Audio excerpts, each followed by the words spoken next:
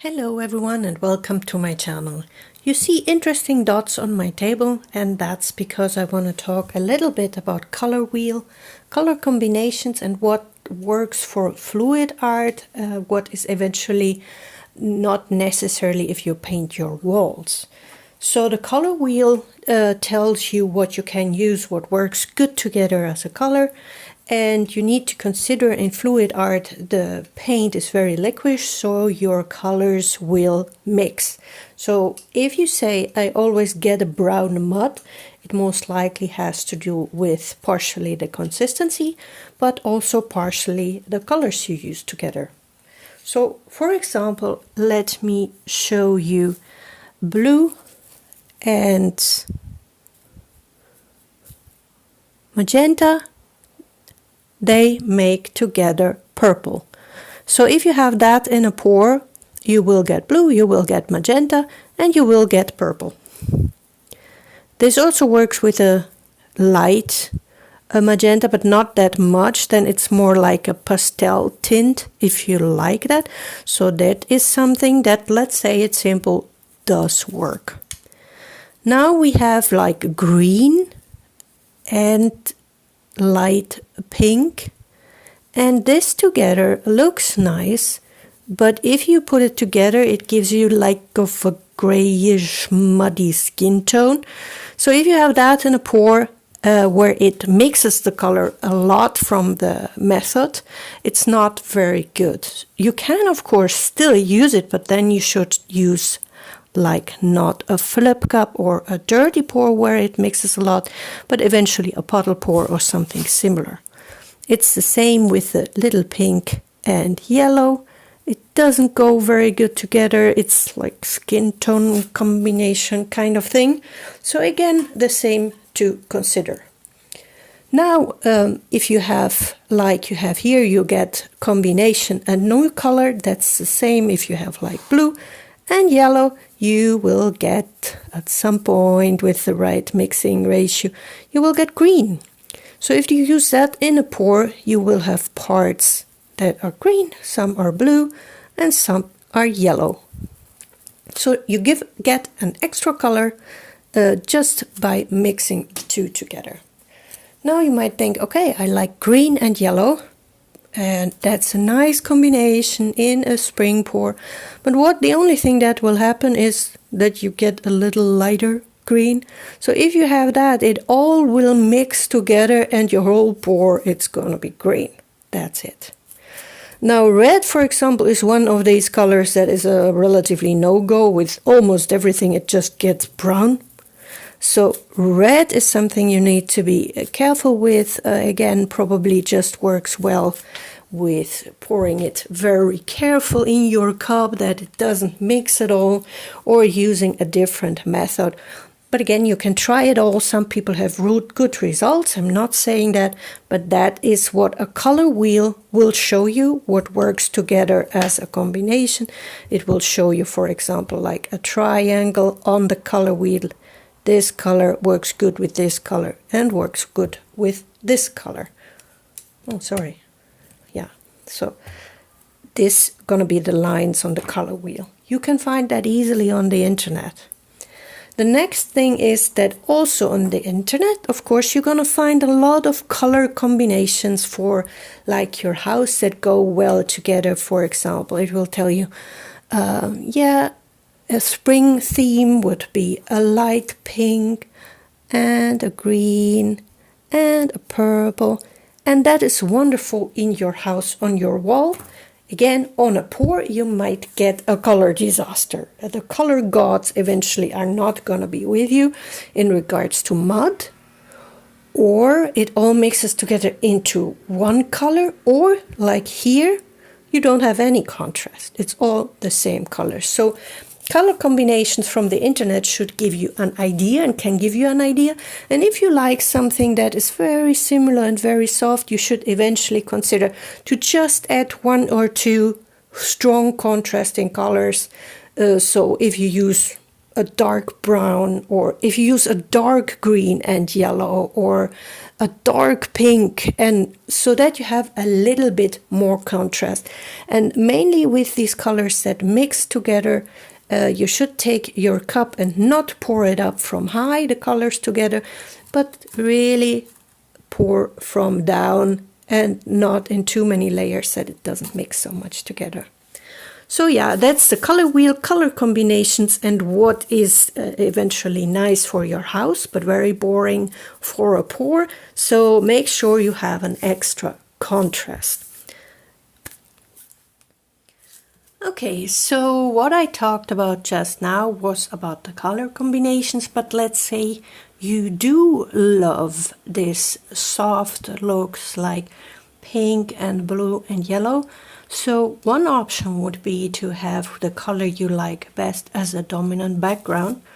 Like I put the baby pink here just in the background because, as I explained, almost into everything it would just give like an ugly or a matte color. Now also the green and the yellow, like I showed you, would not be really super nice in a pour. So you need to find a way or a method where you can keep them relatively apart. It could be a puddle pour or a very careful dirty pour. Black always tricky, white almost always works, so let's see what I can make out of it for you. So I'm just gonna treat this like a white background and nothing. I'm not gonna add additional pink color because then you again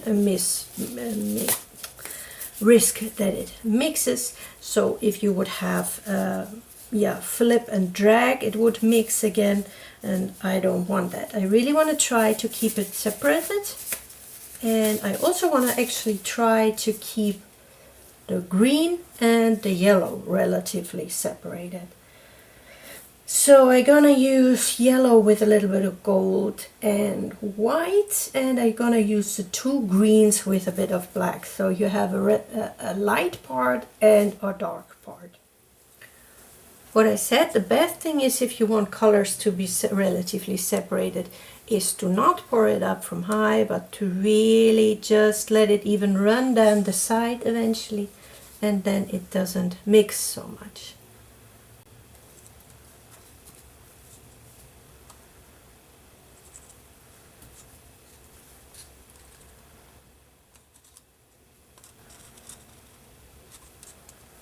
So this is 1 cup.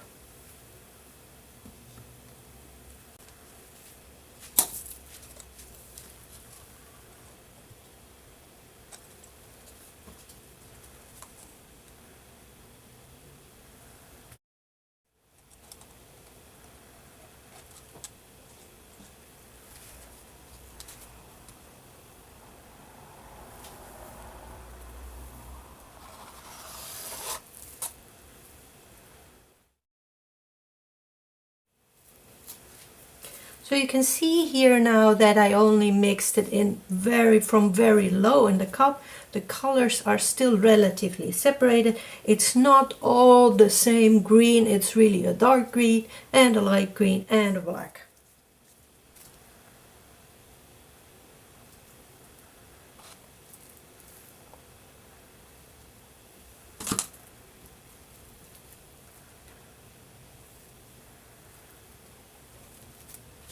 So same goes for the light part. You can see there is a normal yellow, a bit of a gold, it wasn't that much, and you see the in-between where the yellow and the white mixed. I just wish I would have a little bit more.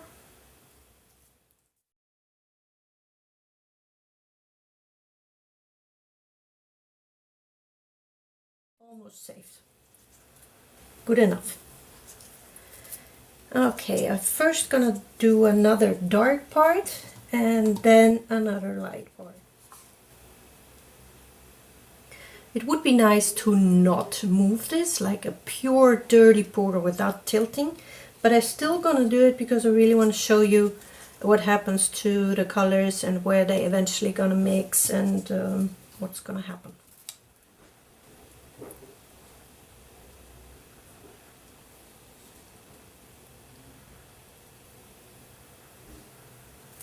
Again, here you see very nice how the colors are still separated. And let's give it some light in the middle.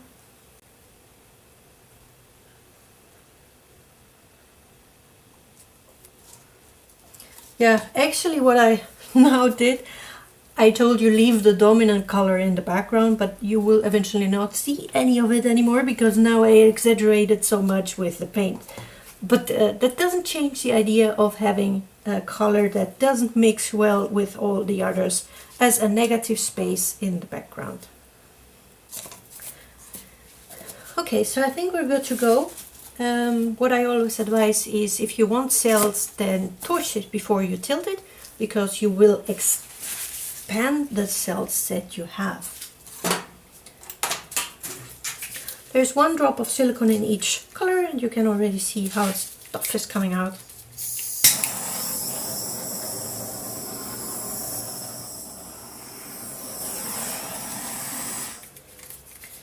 If you have that a dark and a light part, you of course need to consider with your cells. You would see them more in the contrasting areas, but some areas like light on the light cells you will not see so much. I'm gonna tilt this now, even if I like the circular pattern, so let's see.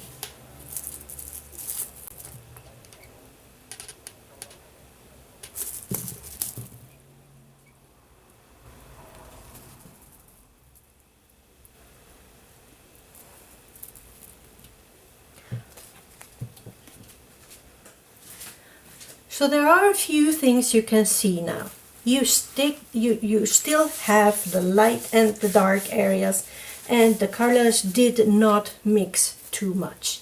So it's not only everything a light green. What you also see, it looked like I used a lot of paint, but what shows that I didn't is all the ziggy-zaggy. If you have that, then you had to tilt a lot to get it spread where you wanted it. And yeah, then next time you need a little bit more paint, or what I could have done, of course, leave a little bit more negative space. Now I have a few corners in pink. Okay, probably gonna fix that later.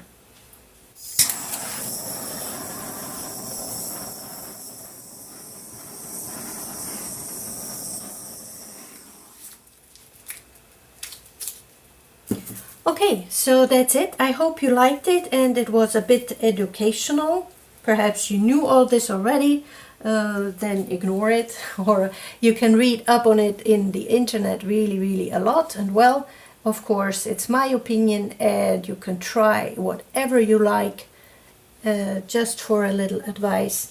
And you can have a look at all my paintings dry and ready on my Facebook page or Instagram. Have a look at the description. There's also a link to my social media platforms and my Facebook sharing and learning group. Thanks for watching.